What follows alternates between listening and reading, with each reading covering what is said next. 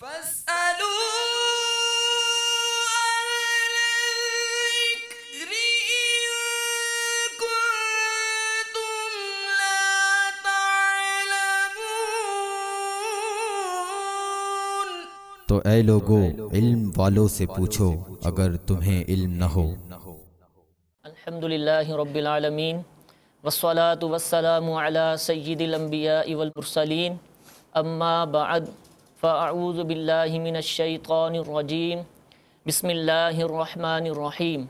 الصلاة والسلام علیک یا رسول اللہ، الصلاة والسلام علیک یا حبیب اللہ، الصلاة والسلام علیک یا نبی اللہ، وعلی آلک و اصحابک یا نور اللہ۔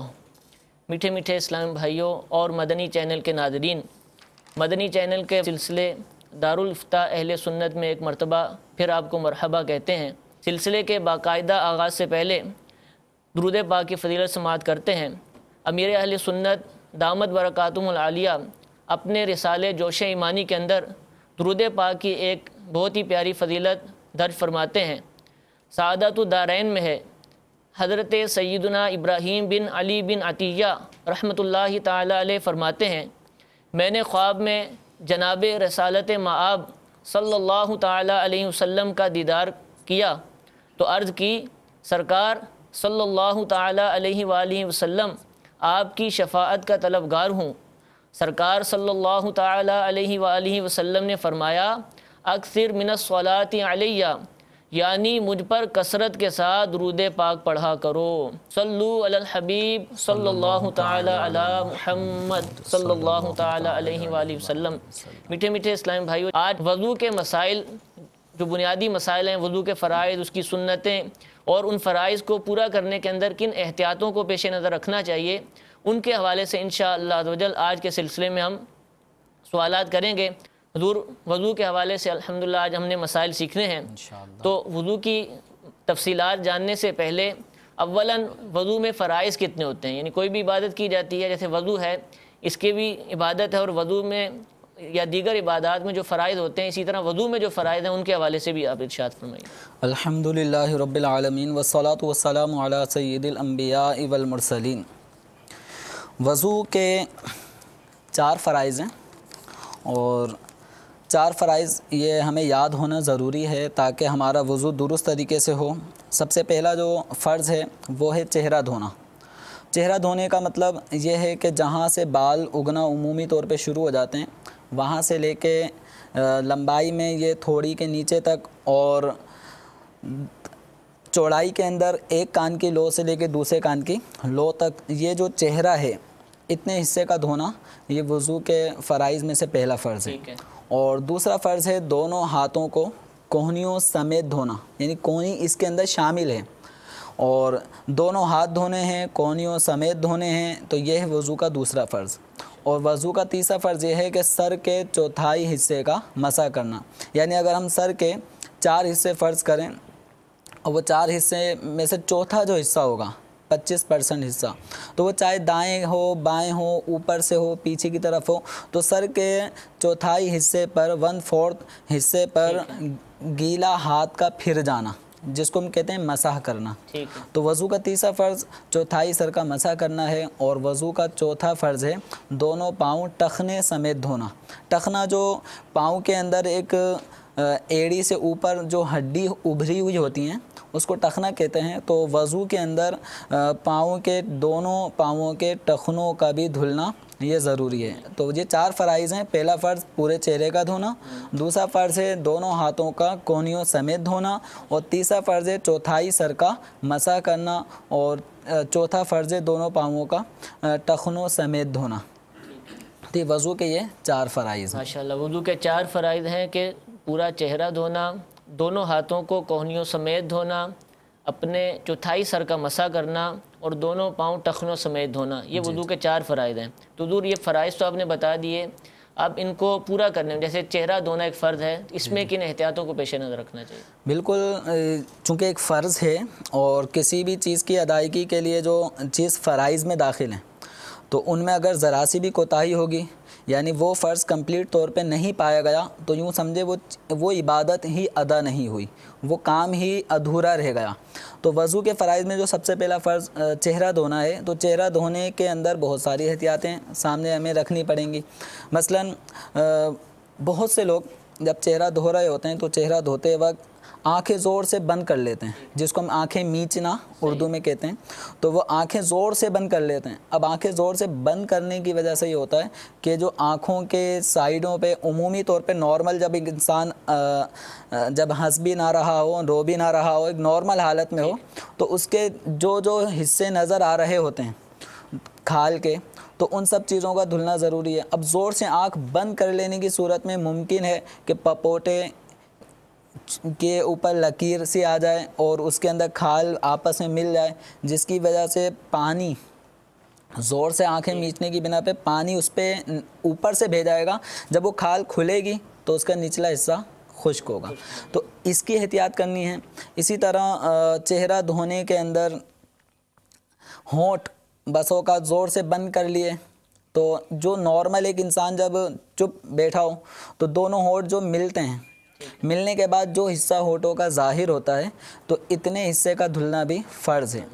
عام طور پہ یہ فرض کلی کرنے میں ادا ہو جاتا ہے، لیکن بالفرض کسی نے کلی نہیں کی، کلی کرنا سنت ہے، اس نے ڈائریکٹ ہی پانی کم ہونے کی بنا پہ اس نے کہا پہلے میں فرض ہی ادا کر لوں، اب اس نے ڈائریکٹ ہونٹ زور سے بند کر لیے، جس میں جو نارمل ہونٹوں کا حصہ کھلا ہوا نظر آتا ہے وہ بھی بند ہو گیا، اب وہ چہرہ دھو رہا ہے۔ لیکن جب اس نے اپنے نارمل ہوا اور ہونٹوں کو کھولا تو جو حصہ بند تھا اور نارمل دکھنے میں ظاہر ہوتا ہے اس حصے میں پانی نہیں لگا تو وضو نہیں ہوگا۔ یعنی آپ کی بات سے تو ظاہر ہو رہا ہے کہ اگر کسی نے کلی پہلے کر لی اور اس کا بعد میں بھلے منہ دھوتے وقت چہرہ دھوتے وقت یہ ہونٹ بند بھی رہے تو اس کا وضو ہو جائے گا۔ ہاں، چونکہ ان حصوں کا دھلنا ضروری ہے۔ ٹھیک ہے۔ اب اگر اس پہ پانی کسی بھی وجہ سے لگ گیا تو وہ وضو کے لیے کفایت کرے گا۔ اچھا، اس میں چونکہ داڑھی کے مسائل بھی آتے ہیں، چہرہ دھوتے وقت داڑھی کے اندر اس کا خیال رکھنا ہے کہ جیسے بسا اوقات بہت سے لوگوں کی داڑھی بہت گھنی ہوتی ہے، گھنی ہونے کی بنا پر ان کے کھال جو چہرے کی زد میں ہے وہ نظر نہیں آتی، تو اب ایسے لوگوں کے لیے کہ جن کی داڑھی گھنی ہو تو ان کے لیے بال کی جڑ، داڑھی کے بالوں کی جڑ یا جو حصے رخسار جو داڑھی کے نیچے کا حصہ ہے ان کا دھونا ضروری نہیں ہے۔ یہ کن کے لیے؟ جن کی داڑھی گھنی ہو، ان کے لیے حکم یہ ہے کہ چہرے کی زد میں جو حصہ داڑھی کا آ رہا ہے اس کے اوپر اچھی طرح سے یہ پانی بہائیں گے بس۔ اسی طرح جن کی داڑھی گھنی نہیں ہے بلکہ ایسی ہے کہ اندرونی کھال بھی نظر آ رہی ہے، داڑھی کے بال بھی ہیں لیکن ان کے اندرونی حصہ کھال کا نظر آ رہا ہے، تو کم بالوں والی جن کی داڑھی ہو تو ان کے لیے حکم ہے کہ وہ بالوں کو بھی دھوئیں گے۔ ٹھیک ہے۔ بالوں کے ساتھ ساتھ جو جڑ ہے وہ بھی دھلے گی، اور جو جڑ کھال ہے، جلد ہے، اس جلد کا دھلنا بھی ضروری ہوگا۔ تو یہ ان چیزوں کی احتیاط سے انہوں نے کرنی ہے۔ اچھا، جو داڑھی کے بال جو اب لمبائی میں ہیں، یہ چونکہ چہرے کی جو لمبائی میں حد ہے وہ تھوڑی کے نیچے تک ہے، تھوڑی کے نیچے۔ اب یہ جو بال جو حد سے آگے نکل گئے، ان بالوں کی نوکوں کا دھونا فرض نہیں ہے کیونکہ یہ چہرے کی حد سے آگے نکل گئے۔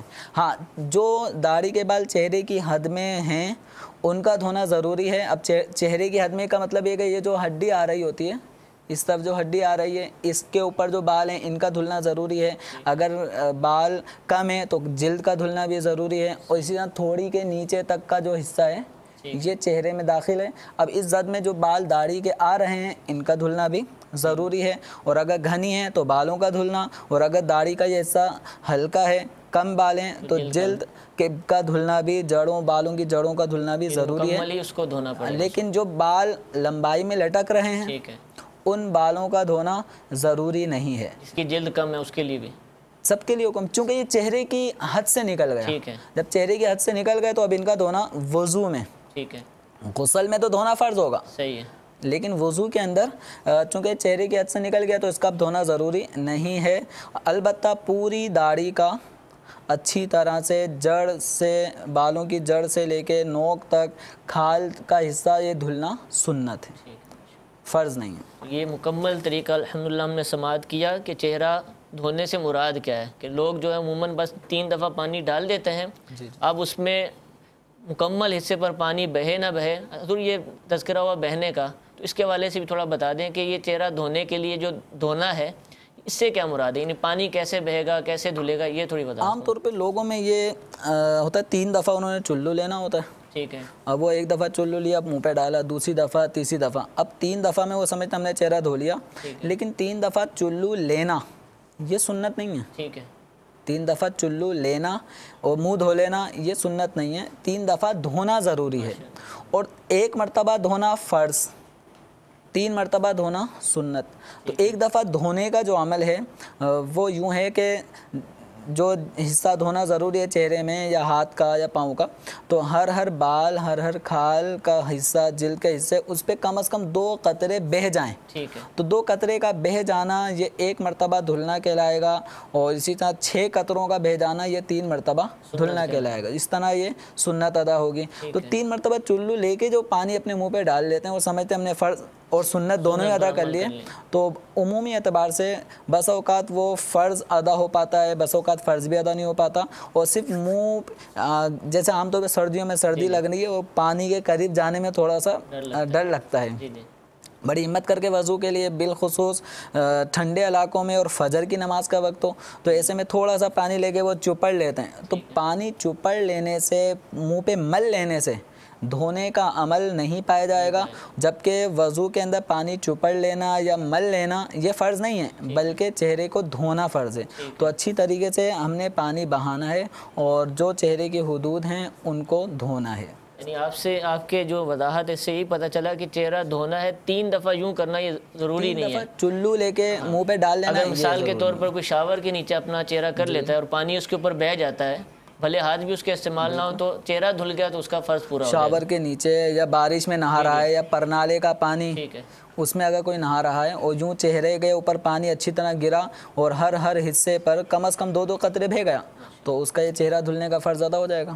میٹھے اسلام بھی آپ نے سماعت فرمایا کہ چہرہ دھونا جو کہ وضو میں فرض ہے، کہ جس کو ہم مکمل طور پر نہیں دھوئیں گے، دھونے کی تعریف بھی ہم نے سنی کہ 2 قطرے کم از کم جس جگہ پر دھونا مقصود ہے وہاں پر بہنا ضروری ہے، تو اگر نہیں بہیں گے بھلے آپ 100 مرتبہ پانی ڈالتے رہیں، لیکن مکمل طور پر جو چہرے کی حد ہم نے شروع میں سنی وہاں پانی کے ہر حصے پر 2 قطرے نہیں بہیں گے تو چہرہ نہیں دھلے گا، چہرہ نہیں دھلے گا تو ہمارا وضو کا فرض پورا نہیں ہوگا، اور آپ کو معلوم ہے کہ فرض جس عبادت میں مکمل نہ ہو، پورا نہ ہو تو عبادت مکمل نہیں ہوتی۔ اب تو وضو کریں گے، وضو مکمل نہ ہوا اور ہم نے نماز پڑھ لی یا کوئی اور کام کر لیا تو وہ نماز وغیرہ بھی ہماری درست نہیں ہوگی۔ تو جو طریقہ یہاں پر الحمدللہ بیان کیا گیا اسی کے مطابق آپ اپنا چہرہ دھوئیں اور اسی کے مطابق وضو کیجیے۔ اس میں تھوڑی سی مزید چہرے کے اندر، چونکہ چہرے میں کان کے قریب والا جو حصہ ہوتا ہے، جی جی، عام طور پہ چہرہ دھونے میں لوگ یہ تو فرنٹ سائڈ کا جو رخسار ہے ان پہ تو پانی بہا لیتے ہیں، لیکن جو کان کے قریب جو ایک خالی حصہ ہے جن پہ بال داڑھی ہوتی ہے، کن پٹی، تو اس حصے پہ عام طور پہ لوگ پانی نہیں بہاتے، داڑھی والے بھی داڑھی کی طرف توجہ دیتے ہیں لیکن اس طرف توجہ نہیں دیتے، تو اس طرح پانی بہانا ہے کہ کان کے یہ جو حصہ ہے سفید جس پہ داڑھی کے بال نہیں ہیں اس پہ بھی اچھی طرح پانی بہہ جائے۔ تو یہ آپ نے چہرے کا تو مکمل الحمدللہ وضاحت فرما دی۔ اب دوسرا فرض تھا دونوں ہاتھوں کو کوہنیوں سمیت دھونا، جی جی، تو اب اس کی بھی وضاحت فرمائے کہ یہ کیا مراد ہے، کوہنیوں سمیت، کوہنی کس کو کہتے ہیں، کہاں تک دھونا ہے، اس کی بھی مکمل وضاحت اب یہ کونی جو ایلبو، ٹھیک ہے، ٹھیک ہے، اس کا دھونا بھی فرض میں داخل ہے، یعنی اس کو بھی دھونا ہے اور اس سے آگے تک دھونا ہے، اس سے یعنی کونی کے اوپر یہ جو ہڈی کا حصہ ہے اس کا دھلنا ضروری ہے، ٹھیک ہے، اس سے مزید اوپر جس کو ہم بازو کا مزید حصہ کہتے ہیں اس کا دھونا یہ مستحب ہے، لیکن کونی تک دھونا ہاتھ کا، دونوں ہاتھوں کا دھلنا یہ ضروری ہے۔ اب اس کے اندر اس بات کا خیال رکھیں کہ عام طور پہ جو کام کاج کرنے والے لوگ ہوتے ہیں تو ان کے ہاتھوں پہ کوئی ایسی چیز چپک جاتی ہے جیسے گوند ہے یا دیگر ایسی چیزیں ہیں جو کام کاج میں استعمال میں آتی ہیں اور ہاتھوں پہ لگ گئیں، چپک گئیں، تو وضو کرتے وقت ہاتھوں سے ان چیزوں کو چھڑانا ہوگا۔ ٹھیک ہے، اب کوئی سا بھی ایسا ذریعہ کہ جس کے ذریعے وہ ہٹ سکے اس کو چھڑائیں، اور جتنا چھڑانا ممکنات میں سے ہے اتنا ان کو چھڑانا ہوگا۔ اب ہاتھوں کے دھونے کے اندر بھی ہے کہ ہاتھوں پہ عموماً بال ہوتے ہیں، کسی کے زیادہ ہوتے ہیں، کسی کے کم ہوتے ہیں، بال نہیں تو روئیں ہوتے ہیں، تو بال بما کھال ٹھیک ہے، یہاں دھلنا ضروری ہے. تو یہاں پر بھی وہی 2 قطرے بہنا یہی تعریف یہاں صادق پر ہے. بھی ہر حصے پہ ٹھیک ہے. کم از کم 2 قطرے کا بہنا یہ ضروری ہوگا. 2 قطرے کا ایک حصے بال کھال روئیں پر بہنا، پانی کا بہہ جانا یہ فرض ہے. اور اسی طرح جب فرض ادا ہو گیا تو اسی طرح 3 مرتبہ دھونا یہ سنت ہے. یعنی گویا ہم یوں کہہ سکتے ہیں کہ اگر کسی حصے پر 6 قطرے بہہ جاتے ہیں تو اس حصے پہ وضو کی سنت بما فرض ادا ہو گیا. اچھا، یہ نلکے کے نیچے جب ہم دھوتے ہیں نل کے نیچے، تو اب یہ ایک مرتبہ اگر ہم نل کے نیچے سے بازو گزار لیتے ہیں یا چہرے کے اوپر پانی ڈال دیتے ہیں تو کیا اس سے سنت پوری ہو جائے گی؟ 6 قطرے جتنا تو پانی عموماً جس طرح نل لوگ کھولتے ہیں. ممکن ہے بالکل، چونکہ عام طور پہ ہمارا پانی نل سے گرنے کا سلسلہ ہوتا ہے، مسلسل پانی آ رہا ہوتا ہے.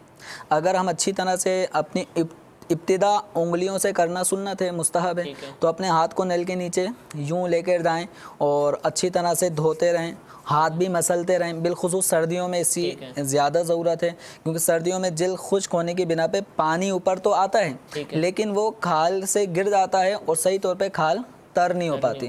تو کوشش یہ کریں کہ جب سردیوں کا بالخصوص موسم ہو تھوڑا سا پانی اپنے ہاتھ پہ پہلے مسل لیں، جس طرح تیل کی مالش کی جاتی ہے اس طرح معمولی سا پانی لے کے مسل لیں. اب کیا ہوگا، آپ نل کے نیچے اپنا ہاتھ لے بھی جائیں گے تو نل کے نیچے ہاتھ لے جانے کی صورت میں جو آنے والا بہنے والا پانی ہے وہ اچھی طرح سے کئی قطرے یعنی آرام سے تمام حصوں پر بہہ سکتے ہیں.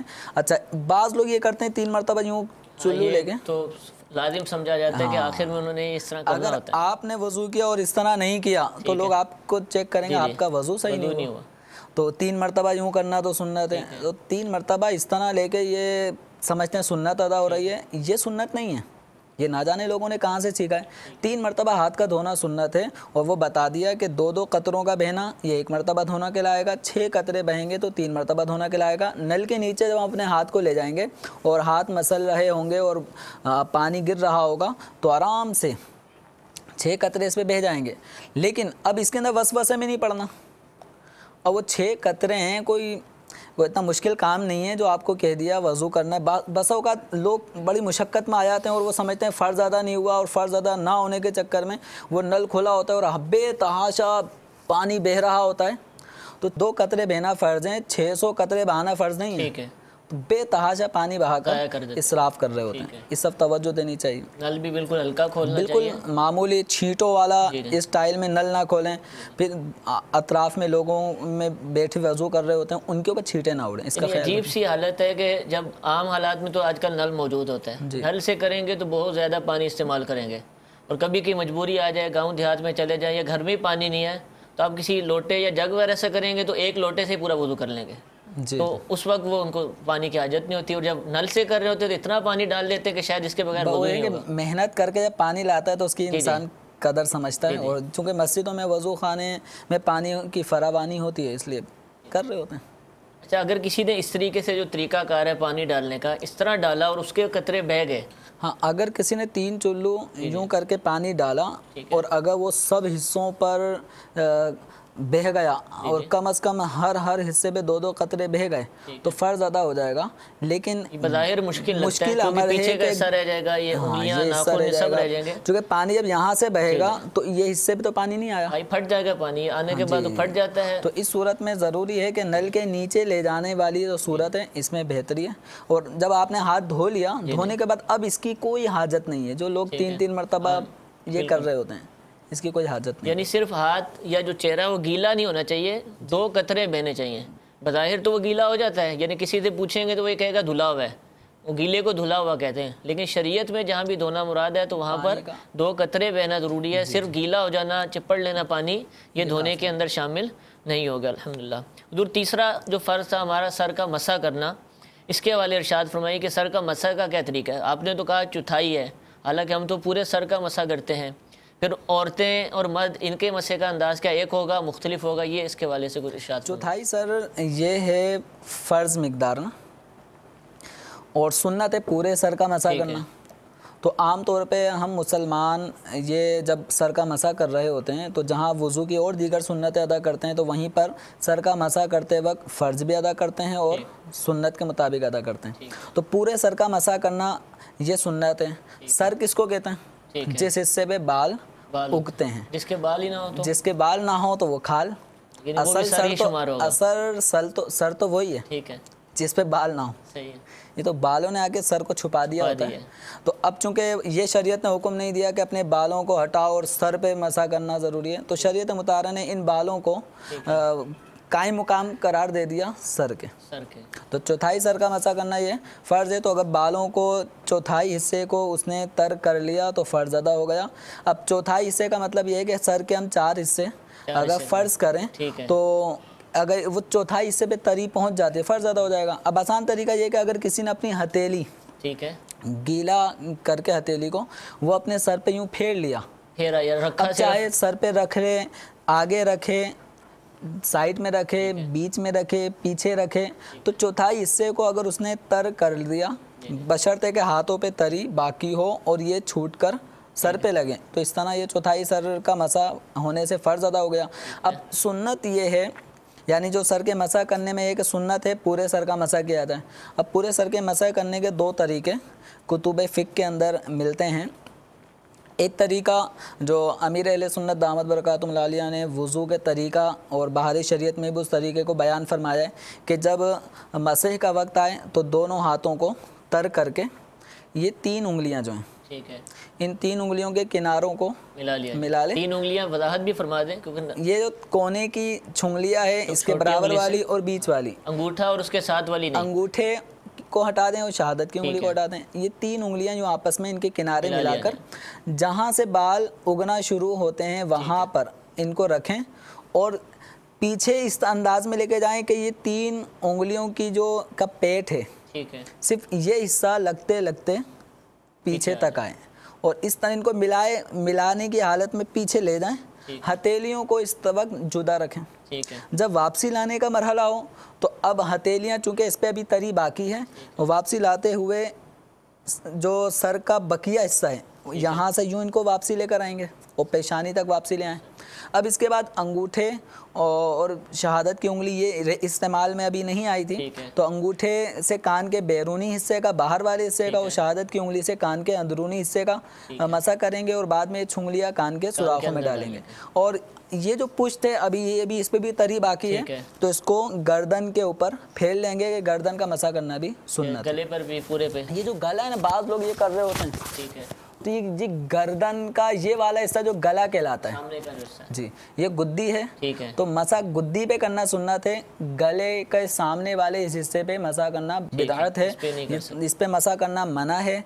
अच्छा, ये पहला तरीका था सर के मसा का। और दूसरा तरीका ये है कि आपने दोनों हाथों, ये सुन्नत जो है सर के मसे का, जो 2 तरीके हैं पूरे सर के मसे के, तो एक तरीका ये था और दूसरा तरीका ये कि दोनों हाथों को आपने तर कर लिया। तर करने के बाद सर के इब्तिदाई हिस्से पर पूरा, ये हाथ भी पूरा रखना है, ये हाथ भी पूरा रखना है, पूरा रखते हुए हटाना नहीं है, यूं मसलते मसलते इसको पूरे पीछे तक ले जाएं। अगर हट गया तो कोई मसला नहीं, हटाना मतलब नहीं है, चूंकि पूरे सर पे हमने मसा करना है, तो पूरे सर तक अगर हट जाएगा तो वो उससे पे हाथ नहीं फिरेगा, पूरा सर का मसे की सुन्नत अदा नहीं होगी। तो यूं करके ये पूरा गुद्दी तक ले जाएं और उसके बाद फिर कानों का जो मसा करने का बताया वो तरीका होगा। तो दोनों में से कोई सा भी तरीका इसमें अपनाया जा सकता है। इस्लामी बहनें, इस्लामी भाइयों, इन दोनों के तरीके कोई अलग नहीं है, दोनों में से कोई सा भी तरीका इस्लामी भाई, इस्लामी बहन वो अपना सकते हैं। इस्लामी बहनों के जो बाल लंबे होते हैं तो वो पूरे बालों पर हाथ फेरेंगे अगर सुन्नत पूरी करने, क्या उनका? हाँ, या ये सर भी मैं अभी बताना ही चाह रहा था कि जो हम बालों पे मसा करेंगे, बालों पे मसे से मुराद ये है कि उतने हिस्से पर मसा करना किफ़ायत करेगा जितने हिस्से पे बाल उगते हैं।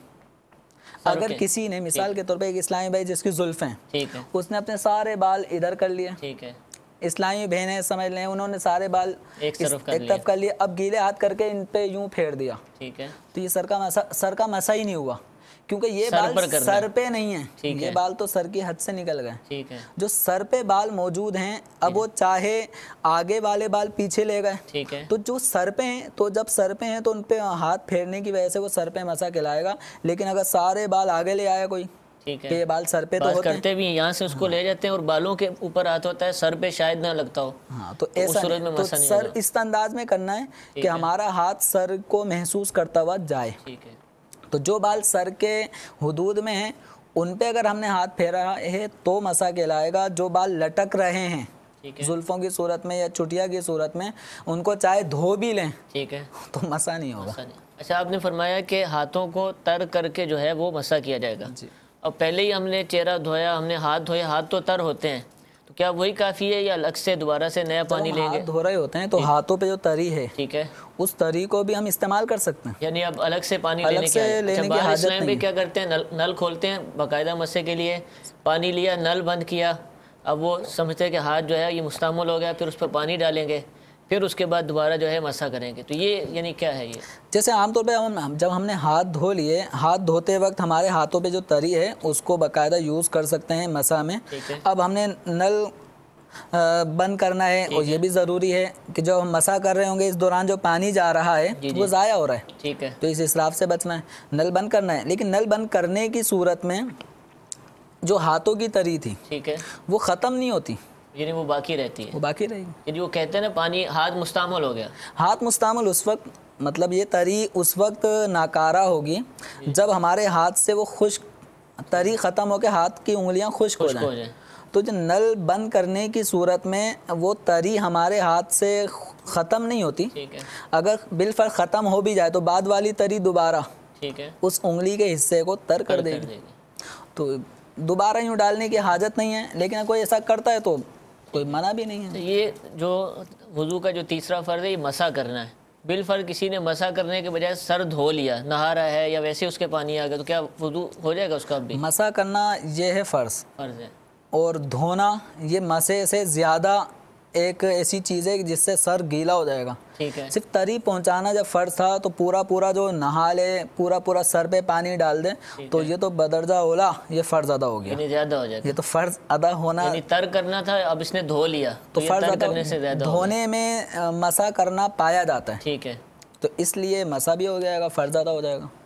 ٹھیک, ماشاءاللہ 3 فرائض ہو گئے. چوتھا فرض اس کے والے سے بھی کچھ بتا دیجئے کہ ٹخنے سے کیا مراد ہے, کتنا دھونا ہے, پاؤں کے نیچے بھی کیا دھونا ہے کہ نہیں دھونا, انگلیوں کے اندر کا معاملہ کیا ہے؟ تو اس میں یہ کہ ٹخنے جو ہے نا, جیسے میں نے شروع میں بھی عرض کیا کہ جو پاؤں میں ایڑی, یہ تو سمجھتے ہیں پاؤں کا پچھلا حصہ جو ہے ایڑی, اس سے اوپر 2 ہڈیاں دائیں اور بائیں ابھری ہوئی ہوتی ہیں, تو یہ ٹخنا کہلاتا ہے. گٹا, ٹخنا, تو عام طور پہ اردو میں ٹخنے اس کو کہا جاتا ہے. تو یہ ٹخنے دھونے میں شامل ہیں, یعنی اس کو مکمل دھونا ہے, اس سے نیچے نہیں, اس سے یہ نہ ہو کہ جیسے ہم مثال کے طور پہ جوتے پہنتے ہیں, ٹھیک ہے, جوتے پہننے میں نارمل جو جوتے ہوتے ہیں ان جوتوں میں ٹخنے چھپتے نہیں ہیں, باہر رہ جاتے, بوٹوں میں ہاں, باہر رہ جاتے. فوجی جوتے ہوں تو اس میں تو پوری آدھی پنڈلی تک چلے جاتے ہیں. نارمل جو ہے نا وہ ٹخنے بسا اوقات نہیں چھپتے, تو وہ دھونے میں شامل ہیں. تو ایسا نہ ہو کسی نے ٹخنے چھوڑ دیے اور نچلا حصہ سارا دھو لیا تو فرض ادا نہیں ہوگا.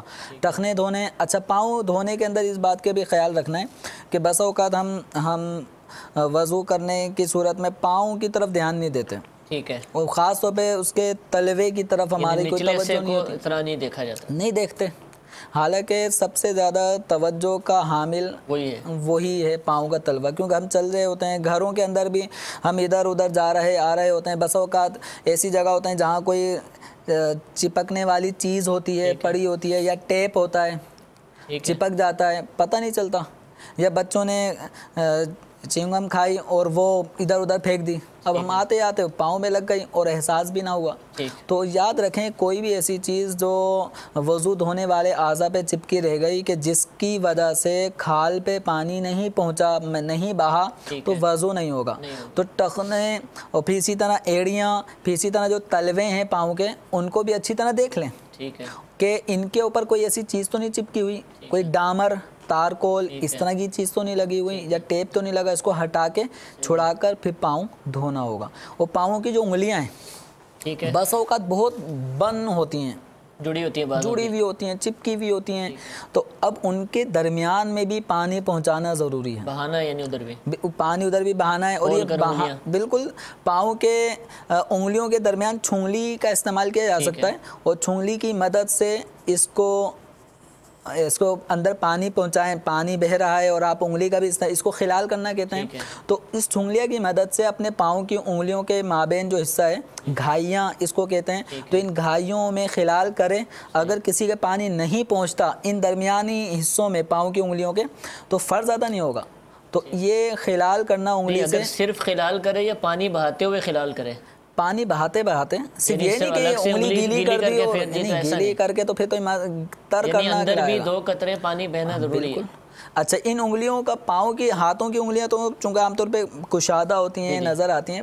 پاؤں کی انگلیوں کا جو اندرونی حصہ ہوتا ہے نیچے سے جو حصہ ہوتا ہے اس طرف بھی توجہ دیں. جوڑ ملا ہوتا ہے اس کا. ہاں جو بالکل پاؤں کے تلووں پہ جو انگلی کا پیٹ آ کے لگتا ہے پھر اس پیٹ کے علاوہ جو درمیانی حصہ ہوتا ہے تو اس کو بھی تھوڑا کھول کے دیکھیں. ٹھیک ہے.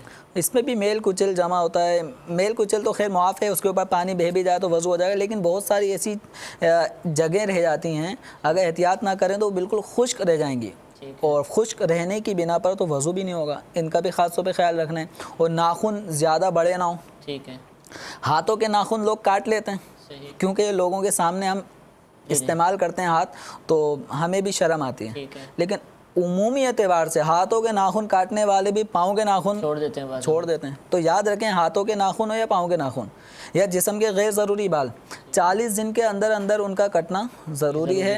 اور اگر 40 دن گزار دیں گے تو اب تاخیر کی بنا پہ گناہ گار ہوں گے. عموماً تو ہفتہ 10 دن میں بہت بڑے ہو جاتے ہیں. جی جی یعنی 40 دن تک تو بہت ہی بڑے ہو لیکن جاتے ہیں. پاؤں کی طرف توجہ. پاؤں والے مسئلے میں جو عموماً نماز پڑھتے وقت جو لوگوں کے پاؤں دکھتے ہیں نا ٹھیک ہے بڑے بڑے ناخن بھی ہوتے ہیں, میل بھی جمع ہوتا ہے, بدبو آ رہی ہوتی ہے. اب اگر ناخن بڑا ہے اس بڑے ناخن کی وجہ سے کھال کا حصہ چھپ رہا ہے تو اس کے اندر پانی پہنچانا ضروری ہوگا.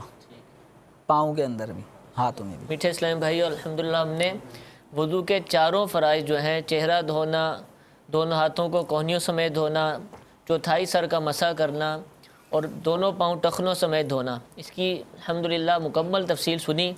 آپ کی کالز بھی موجود ہیں. آئیے آپ کی کالز کو سلسلے کے اندر شامل کرتے ہیں. صلو علی الحبیب صلی اللہ تعالی علی محمد صلی اللہ علیہ وسلم. السلام علیکم ورحمۃ اللہ وبرکاتہ. وعلیکم السلام ورحمۃ اللہ وبرکاتہ. مشکل اتاری منڈی بہالدین سے عرض کر رہا ہوں. میرا سوال یہ ہے کہ دا در دا طلاب اس سے کیا مراد ہے, تفصیل سے بیان فرما دیں. جزاک اللہ خیرہ. السلام علیکم ورحمۃ اللہ وبرکاتہ. وعلیکم السلام ورحمۃ اللہ وبرکاتہ. وضو کا تیسرا فضل مسح کرنا مکمل صحیح طریقے سے سکھا دیں تاکہ پتہ چل جائے کیسے کرنا ہے. السلام علیکم ورحمۃ اللہ وبرکاتہ. ہم نے سکھایا انشاءاللہ. دوبارہ 2 سوال تھے محمد شکیل بھائی منڈی بہاؤدین سے. یہ دا در دا, یہ وضو کے جب مسائل پڑھتے ہیں پانی کا بیان پڑھتے ہیں تو وہاں لکھا ہوتا ہے کہ دا در دا تالاب یا پانی, تو اس سے مراد یہ پوچھ رہے ہیں اس سے کیا مراد ہے؟ دا یہ فارسی کا لفظ ہے. ٹھیک ہے. 10 کو دہ کہتے ہیں. 10 کو دا کہتے ہیں. اور در بلکہ کئی زبانوں میں پنجابی وغیرہ میں بھی دا کہتے ہیں. دہ کہتے ہیں. تو دہ یہ 10 کو کہتے ہیں. در کا مطلب ہوتا ہے میں. یہ فارسی یہ جو دہ درد ہے یہ فارسی ترکیب ہے. دہ دردے کا مطلب یہ ہے کہ 10 میں 10. ٹھیک ہے. اب اس کو ہم اردو زبان والے چونکہ عام طور پہ انگلش کو بھی یوز کرتے ہیں. ٹھیک ہے. 10/10 بھی کر دیتے ہیں. 10/10. ٹھیک ہے. 10/10. تو دہ دردے کا مطلب یہ ہے کہ تالاب کا جو ایریا ہے یہ انگلی کا سرا بیچ والی انگلی کے سرے سے لے کے کوہنی تک. ٹھیک ہے. شرعی اعتبار سے اس کو گز کہا جاتا ہے. زیرہ گز تو بڑا ہوتا ہے, وہ 36 انچ والا ہوتا ہے نا, 36 انچ والا جو ہوتا ہے ہم اس کو بھی گز کہتے ہیں. لیکن مدنی چینل کے ناظرین کو یہ بھی پتہ چلنا چاہیے کہ گز 2 قسم کے ہوتے ہیں. ایک کپڑے ناپنے والا گز ہوتا ہے 36 انچ کا, ٹھیک ہے, جو 3 فٹ پر مشتمل ہوتا ہے, اور ایک ہے شرعی گز. عربی میں جہاں گزوں کی بات کی جائے شرعی اعتبار سے اس کو عربی میں زیرہ کہا جاتا ہے. 10 زیرہ. اب 1 زرہ ہم اس کو گز بھی کہتے ہیں. تو شرعی اعتبار سے جو گزوں کا جہاں پہ ذکر آئے گا تو وہاں مراد ہوتی ہے بیچ کی انگلی سے لے کر کوہنی سمیت. تو یہ کس کی کوہنی, یعنی لمبے قد والے کی, چھوٹے والے, اس میں کیا, یعنی اس کی بھی اس میں اوسط لیں گے, اور اوسطاً غالباً یہ تقریباً 18 انچ تک. 18 انچ 1.5 فٹ. یعنی شرعی جو گز ہے وہ 1.5 فٹ کا. شرعی گز وہ یہاں سے کونی تک ہے, اور اس کی مقدار انچوں میں تقریباً یہ 18 انچ بنتی ہے. 1.5 فٹ تقریباً بنتی ہے. تو اگر ہم پانی کا تالاب یا ٹینک اگر ہم اس طرف سے ناپیں تو یہ 10 گز اس کی چوڑائی بنتی ہے. اسی طرح اس طرف بھی 10 ہے, اس طرف بھی 10 ہے, اور اس طرف بھی 10 ہے. یعنی ایک چوکور جگہ ہے, اور اس چوکور جگہ کو اگر ہم چاروں طرف سے دیکھیں تو ہر حصہ 10 گز پہ مشتمل ہے. ٹھیک ہے. اب یہ گزوں کے حساب سے یہ بن جائے گا 15 فٹ. 1.5 فٹ کا ایک گز ہوگا تو یوں یہ بن جائے گا 15 فٹ. اگر ون سائڈ یوں ہے اور 15 فٹ ایسے ہے اور اس سائڈ والی جگہ بھی 15 فٹ, یوں یہ چوکور ایک جگہ ہے جو 15 فٹ ہے. تو جو کام کرنے والے ہوتے ہیں, ٹھیکیدار ہوتے ہیں, ان کو پتہ ہوتا ہے اسکوائر فٹ یہ نکالتے ہیں, اسکوائر فٹ, مربع فٹ بھی جس کو کہتے ہیں. تو جب ہم یہ چاروں طرف سے جب ہمارے پاس یہ 10 گز حصہ آ جائے گا, یعنی 15 فٹ ادھر 15 فٹ ادھر, تو درمیانی جو ایریا ہوگا یہ ہوگا 100 گز. 100 گز ہوگا. یہ کیا ہوگا 100 گز, یعنی ہم شرعی اعتبار سے اتنے ایریے کے اندر جو مربع ہونے کے اعتبار سے جو یعنی اسکوائر فٹ کے حساب سے لوگ سمجھتے ہیں تو وہ اس طرح یہ 150 فٹ یہ بن جائے گا 150 فٹ مربع کے حساب سے, یہ 150 اسکوائر فٹ ہو جائے گا. اور شرعی اعتبار سے یہاں پر یہ 100 ہاتھ پر مشتمل ہو جائے گا.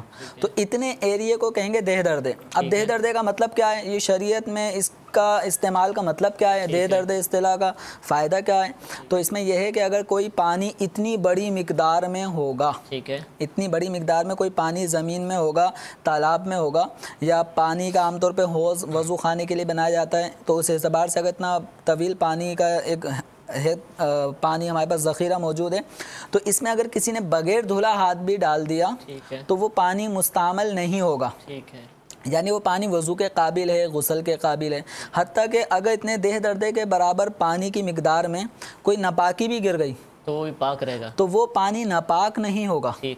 ہاں اگر ناپاکی ایسی گری ہے جو نظر آ رہی ہے, مثلا کوئی بلی مر گئی اندر پڑی ہوئی ہے, تو وہ پانی ناپاک نہیں ہے, لیکن اس بلی کو نکالنا ہوگا. اگر وہ بلی کے مرنے سڑنے سے وہ پانی بدبودار ہو جاتا ہے, اب وہ ناقابل وضو. اور اگر کوئی پانی دہ دردے سے کم ہے, مثلا 5 ہاتھ لمبائی میں ہے اور 2-3 ہاتھ چوڑائی میں, یعنی دہ دردے سے کم ہے, تو اس اعتبار سے اگر وہ دہ دردے سے کم ہے تو اب پانی میں کوئی ایک قطرہ بھی ناپاکی کا گیا تو وہ پورا پانی ناپاک ہو جائے گا. کوئی مردار چیز اندر گر گئی تو پانی ناپاک ہو جائے گا. بے وضو آدمی نے اپنا ہاتھ ڈال دیا بغیر دھلا تو وہ پانی ناپاک نہیں ہوگا, لیکن وضو کے قابل نہیں رہے گا, جس کو ہم کہتے ہیں مستعمل پانی, تو وہ مستعمل ہو جائے گا. ٹھیک ہے ماشاءاللہ. یہ جو مساجد کے اندر یا مزاروں پر آپ جاتے ہیں, وہاں دیکھتے ہیں کہ تالاب پر لوگ وضو کر رہے ہوتے ہیں, تو وہ عموماً جو ہے وہ دہ ہوتے ہیں, یعنی 100 مربع گز کے. ان کو خاص طور پہ چونکہ شرعی مسائل جاننے والی جو انتظامیہ ہوتی ہے وہ سب زاویوں کو دیکھ کر کرتی ہے, لیکن بہت سے ایسے لوگ بھی ہیں جو بنا دیتے ہیں, اور اس میں اب لوگ بے وضو لوگ جب ہاتھ ڈالتے ہیں تو پانی وضو کے قابل نہیں رہتا. یہ مسجد انتظامیہ کو بھی چاہیے کہ اس طرح تالاب یا حوض بنانے سے پہلے شرعی اعتبار سے اس کی مقدار کا تعین کریں. اب تو بہت کم ہے, اب تو نل ہی لگائے جاتے ہیں. پہلے پرانی جو مساجد ہوتی تھی اس میں یہ تالاب ہوتے تھے. انشاءاللہ اس پر ہم سلسلہ بھی کریں گے پانی کے حوالے سے, کہ پانی کس طرح کا ہونا چاہیے, اس کے کیا احکام ہیں, اس میں دوبارہ انشاءاللہ اس مسئلے کو لے کر آئیں گے. دوسری کال تھی حضور, پہلے بھی ہم نے اس کے اوپر وضاحت کر چکے ہیں کہ جو تیسرا فرض ہے مسح, اس کا انہوں نے مکمل طریقہ پوچھا, تو ایک مرتبہ پھر بتا دیں تاکہ جو بعد میں شامل ہوئے ان کو بھی اس کا معلومات حاصل ہو. سر کا مسح کرنا, یہ پورے سر کا مسح کرنا ہے سنت, اور چوتھائی حصے کا مسح کرنا ہے فرض. اب سنت کی ادائیگی 2 طریقوں سے ہو سکتی ہے. ایک طریقہ یہ ہے کہ ہم دونوں ہاتھوں کی یہ انگوٹھے اور شہادت والی انگلی کو ہم جدا کر لیں, اور یہ جو 3 انگلیاں ہیں ان تینوں انگلیوں کو, ان کے سیرے کو ہم ملا لیں, اور جہاں سے بال اگنا شروع ہوتے ہیں وہاں پر ہم ان 3 انگلیوں کے جو پیٹ ہے, صرف اس پیٹ کو لگاتے لگاتے ہم لے جائیں گے پیچھے تک, اور اس دوران ہماری ہتھیلیاں اور انگوٹھا شہادت کی انگلی سر پہ ٹچ نہ ہو, صرف یہ 3 انگلیاں یوں چلے جائیں پیچھے تک. اب واپسی میں جو ہتھیلی ہے, یہ ہتھیلیاں واپسی میں سر کے سائیڈ والے حصے پہ جس پہ ہاتھ نہیں لگا, واپسی میں ان پہ ہاتھ پھیرتے ہوئے پیشانی تک لے کر آ جائیں. اب اس کے بعد انگوٹھے اور شہادت کی انگلی, ان کا استعمال مسح کے کان کے مسح کے لیے ہوگا. شہادت کی انگلی کانوں کے اندر اور انگوٹھا کانوں سے باہر, یہ استعمال ہوگا. یہ پہلا طریقہ تھا سر کے مسح کا. اور دوسرا یہ ہے کہ آپ دونوں ہاتھوں کو سر کے ملا کر سر کے ابتدائی حصے پر, یہ حصہ جو ہتھیلی کا ہے وہ سر کی سائیڈوں کو, انگلیاں سر کے اوپر یوں رکھ کر ان کو کھینچتے ہوئے گدی تک لے جائیں. تو اس طرح بھی سنت ادا ہو جائے گی. پھر کانوں کا مسح کریں, اور یہ ہتھیلی کا جو پشت ہے, انگلیاں ہیں, ان کے ذریعے گدی کا مسح کریں. ٹھیک ہے تو یہ سنت ادا ہو جائے گی. ہاں بعض لوگ سر کا مسح کرنے کے بعد پھر یہ کرتے ہیں, یہ آخر میں انگلیوں کو یہ انگلیوں کا خلال کرتے ہیں. یہ موقع انگلیوں کے خلال کا نہیں ہے. انگلیاں جب دھونے کا مرحلہ تھا اس وقت خلال کا مطلب درمیان میں کچھ کرنا, ڈالنا. تو بازوؤں پر بھی مسح کرنے کے ہاں بعد تو ہاتھ یہ پھیر کرتے ہیں, یہ جو کرتے ہیں یہ موقع نہیں ہے. ٹھیک ہے, یہ انگلیوں کے خلال کا موقع ہے جب ہاتھ دھو رہے ہوں گے. جزاک اللہ حضور. آج ہم نے الحمدللہ وضو کے فرائض کے حوالے سے تفصیلات کے ساتھ سنا. ابھی اور بھی بہت سارے سوالات موجود تھے لیکن ہمارے سلسلے کا وقت ختم ہو چکا ہے. مدنی چینل دیکھتے رہیے. اللہ تعالیٰ سے دعا ہے کہ جو کچھ سنا اس پر عمل کی توفیق عطا فرمائے. صلو علی الحبیب صلی اللہ تعالی علی محمد صلی اللہ علیہ وسلم. فاسألوا الذكر إن كنتم لا تعلمون. تو اے لوگو علم والوں سے پوچھو اگر تمہیں علم نہ ہو.